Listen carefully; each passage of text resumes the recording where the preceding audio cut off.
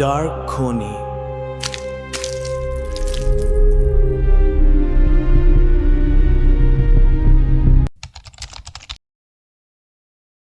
नमस्कार दोस्तों, आप सुन रहे हैं डार्क खूनी पर एक और रोंगटे खड़े कर देने वाली डरावनी कहानी। आज की कहानी महज एक कहानी नहीं है, ये उस खौफ का एहसास है जो रात के अंधेरे में सूनी सड़कों पर आपका इंतजार कर रहा होता है, जहां एक छोटी सी गलती आपकी आखिरी गलती बन सकती है। क्या आपने कभी रात के 2 बजे सूने हाईवे पर किसी अजनबी के लिए अपनी गाड़ी रोकी है? अगर आपका जवाब हाँ है, तो ये कहानी खत्म होने तक आप अपनी उस गलती पर कांप उठेंगे। ये घटना दिसंबर 2019 की सर्दियों की है। राहुल अपनी आईटी कंपनी के काम से उस रात काफी देर से निकला था। जब उसने अपनी कार हाईवे पर मोड़ी तो डैशबोर्ड की घड़ी में रात के 2:15 हो रहे थे। बाहर कंपा देने वाली ठंड थी। सड़क पर मीलों तक कोई दूसरी गाड़ी नहीं थी।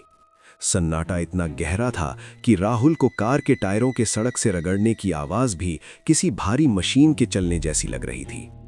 धीरे धीरे एक घना सफेद कोहरा सड़क पर रेंगने लगा, ऐसा कोहरा जो कार की हेडलाइट की पीली रोशनी को भी निगल रहा था। राहुल को अपनी गाड़ी के वाइपर चलाने पड़े। तभी वाइपर के इधर उधर होते ही उस घने कोहरे के बीच राहुल की नजर सड़क के किनारे खड़े एक साए पर पड़ी। एक लड़की जो बिल्कुल बुत की तरह खड़ी थी। उसने सफेद लिबास पहना था, लेकिन वो कपड़े साफ नहीं थे। नीचे की तरफ से वो कीचड़ और सूखी लाल मिट्टी में सने हुए थे, जैसे वो किसी गहरी खाई से घिसटती हुई ऊपर आई हो। उसका सिर अजीब तरीके से नीचे की तरफ झुका हुआ था, बाल पूरे चेहरे पर बिखरे थे और उसने बहुत धीरे से अपना एक हाथ उठाया लिफ्ट मांगने के लिए। राहुल का दिल जोर से धड़का। उसका पहला ख्याल था कि गाड़ी तेज भगा ले, पर फिर उस सुनसान रात में उसे तरस आ गया। उसने कार के ब्रेक लगा दिए। लड़की धीरे धीरे कार के पास आई और बिना दरवाजे की आवाज किए पीछे की सीट पर बैठ गई। और उसके बैठते ही कार के अंदर की दुनिया जैसे जम गई। हीटर चालू था, फिर भी राहुल की सांसें हवा में भाप बनने लगी।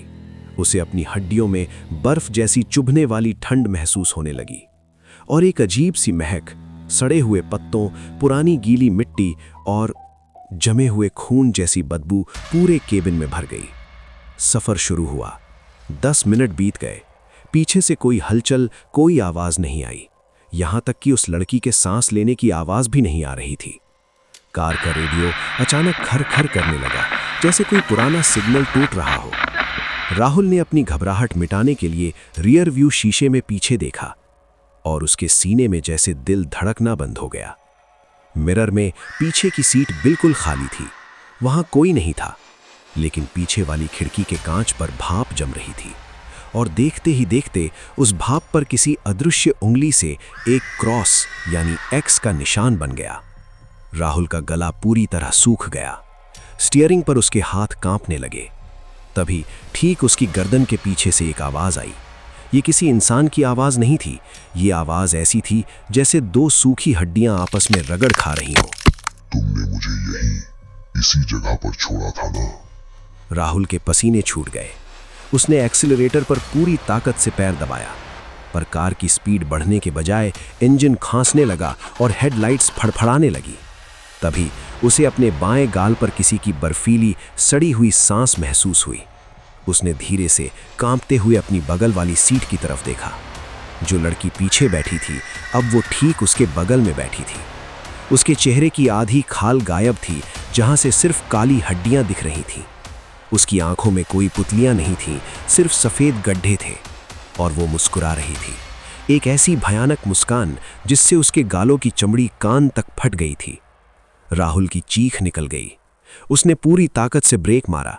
कार बुरी तरह घिसटती हुई एक झटके से रुकी। वो पागलों की तरह दरवाजा खोलकर बाहर सड़क पर गिरा और बिना पीछे देखे घने कोहरे में अंधों की तरह भागने लगा। हाँफते हुए जब उसने बहुत दूर से अपनी कार की तरफ पलट कर देखा, कार स्टार्ट थी, हेडलाइट्स जल रही थीं, लेकिन अंदर कोई नहीं था। लेकिन कार के सामने वाले शीशे पर अंदर की तरफ से किसी के खून से सने दोनों हाथों के पंजे छपे हुए थे, जैसे कोई अंदर से बाहर निकलने की कोशिश कर रहा हो। अगले दिन पुलिस को उस रास्ते पर राहुल तो बेसुध मिला, लेकिन जब बात फैली तो पता चला कि ठीक उसी जगह पर 3 साल पहले एक लड़की का बेरहमी से कत्ल करके उसकी लाश झाड़ियों में फेंक दी गई थी। और जो कार राहुल चला रहा था वो उसी खूनी रात को सेकंड हैंड खरीदी गई थी। इसलिए दोस्तों, रात के सन्नाटे में अगर कोई रास्ता मांगे तो रुकना मत, क्योंकि कुछ मुसाफिर लिफ्ट नहीं, अपना इंतकाम मांगने आते हैं। अगर इस कहानी ने आपके रोंगटे खड़े कर दिए हों तो वीडियो को लाइक करें और ऐसी ही खौफनाक रातों का सफ़र तय करने के लिए डार्क खूनी को सब्सक्राइब ज़रूर करें।